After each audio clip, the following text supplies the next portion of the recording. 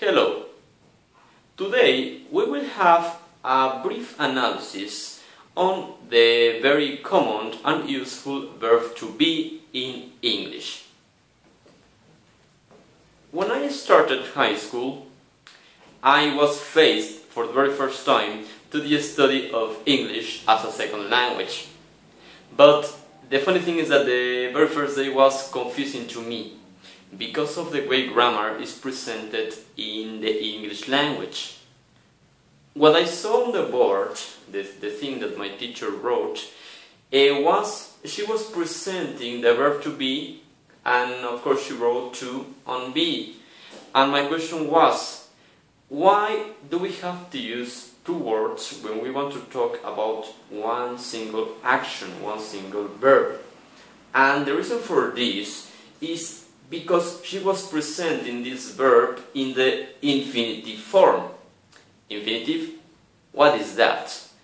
The infinitive may be described as the simplest form of a verb, the form that doesn't suffer any change.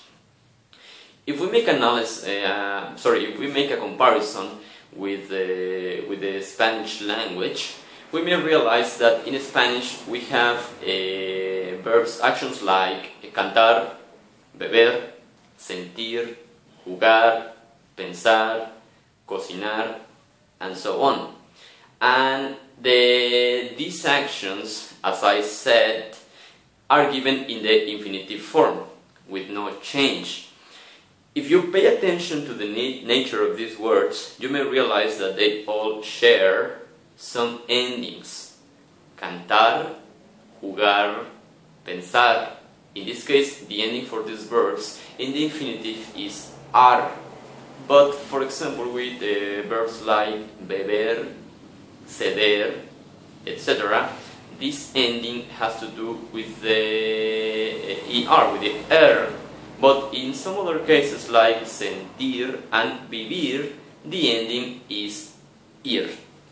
So, in Spanish, we have three endings, ar, er, ir. These endings in Spanish are the equivalent to the particle to in English. This is the reason why, when we talk about the verb be, we add to. We are referring to the infinitive, to be. So, the action itself is only be. In the case of other verbs, like the verb walk, if we say to walk, we are giving the infinitive. In the case of the verb speak, to speak is the infinitive, but the action is just speak. Now, you already know what the infinitive is, and why we teachers always say, let's study the verb to be. Don't you get confused. But now, in English, like it happens in Spanish, we use these verbs with something that we call conjugations. What is the conjugation? The conjugation is the form that the infinitive takes with each of the subjects. For instance, in Spanish the infinitive hablar, we never say yo hablar, tú hablar, él hablar, nosotros hablar, etc. We never say that. We have a specific form for each of the subjects. We say yo hablo, tú hablas, él habla, nosotros hablamos, etc. This also happens in English. It's much easier. It's much easier. There are less conjugations than in Spanish.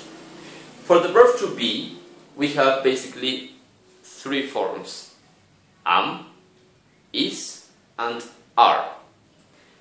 These three forms have to go with each of the subjects. In this case, we have the subject I.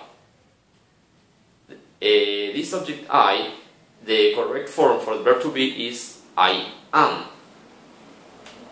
The second one, you.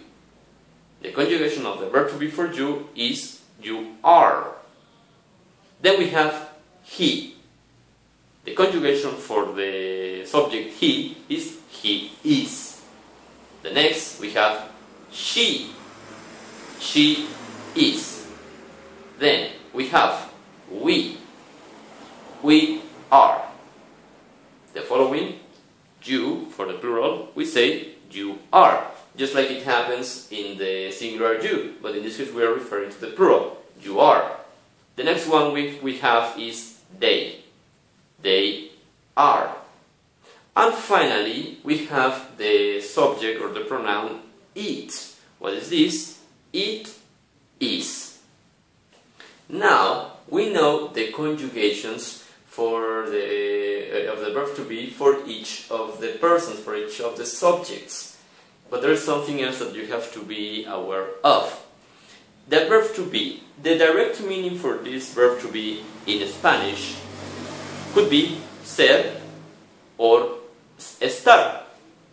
Yes, in Spanish we have two different meanings, ser or estar. It's very different when we say yo soy and yo estoy. There's a difference, an important difference. In English, they do not have two meanings. For English speakers, the verb to be means only one thing.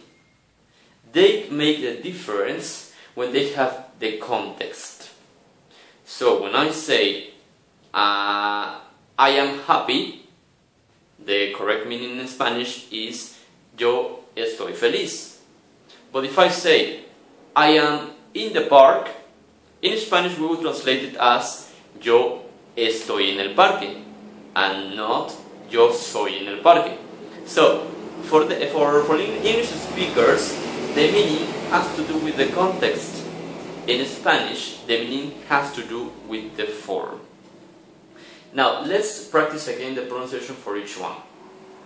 I am, you are, he is, she is, we are, you are, they are, it is.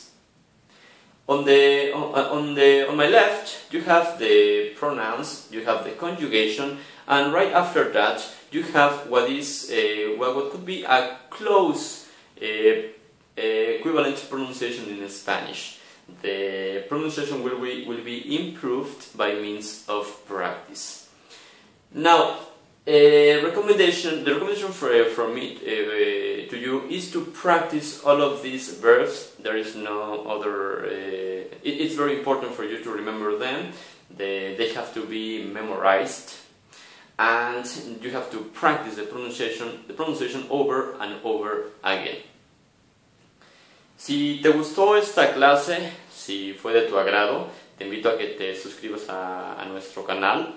Y para mayores informes, debajo del video tienes lo que son los números telefónicos, la dirección de correo electrónico y la página de Facebook. Espero que haya sido de tu agrado la clase anterior y te estaré viendo en próximos videos. Muchas gracias.